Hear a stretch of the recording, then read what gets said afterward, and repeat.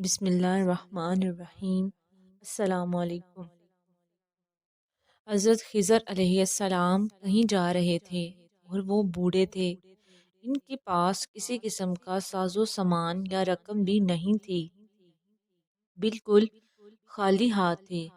راستے میں انہیں ایک فقیر ملا۔ اس نے حضرت خضر علیہ السلام سے کہا کہ مجھے خدا کے نام پہ کچھ تو دے۔ خضر علیہ السلام نے جواب دیا، میرے پاس تو کچھ بھی نہیں۔ اس فقیر نے دوبارہ کہا کہ مجھے اللہ کے نام پہ کچھ تو دے دو۔ حضرت خضر علیہ السلام نے جواب دیا، بھائی میں اسی خدا کا نام لے کر تم سے کہتا ہوں کہ میرے پاس کچھ بھی نہیں ہے، میرے سامنے اتنا عظیم نام نہ لو۔ اس فقیر نے تیسری مرتبہ کہا کہ مجھے اللہ کے نام پر کچھ تو دے دو۔ حضرت خضر علیہ السلام نے جواب دیا، تو نے اتنی بڑی ہستی کا نام لے لیا ہے مگر میرے پاس کچھ بھی نہیں ہے، ایسا کر کے میرے گلے میں توک ڈال اور مجھے منڈی میں لے جا کر فروخت کر دے اور میری قیمت اللہ کے نام پر لے لے، کیونکہ اللہ کا نام سننے کے بعد میں تجھے خالی ہاتھ نہیں لوٹا سکتا۔ اس فقیر کو کیا پتا تھا کہ یہ اللہ کے نیک نبی حضرت خضر علیہ السلام ہے۔ بہرحال اس نے کچھ پوچھے بغیر ان کے گلے میں توک ڈال دیا اور منڈی لے گیا اور وہاں جا کر اعلان کرنے لگا، اس بوڑھے کو خرید کر کون اپنا غلام بنائے گا۔ منڈی کے خریداروں میں ایک بوڑھا آدمی بھی تھا۔ اس نے اپنے دل میں سوچا، یہ شخص تو بوڑھا ہے، کام کرنے کے قابل نہیں، اگر کسی اور نے اسے خرید لیا تو اس سے خوب کام لینے کی کوشش میں اس پر ظلم کرے گا، لہٰذا اسے میں ہی خرید لیتا ہوں۔ چنانچہ وہ آگے بڑھا اور اس نے اس بوڑھے غلام یعنی حضرت خضر علیہ السلام کو خرید لیا اور اپنے گھر لے آیا۔ حضرت خضر علیہ السلام نے اپنے آقا سے پوچھا، جناب کوئی کام بتائیے تاکہ میں اسے کر دوں۔ اس نے کہا، آرام کرو، کوئی کام نہیں ہے۔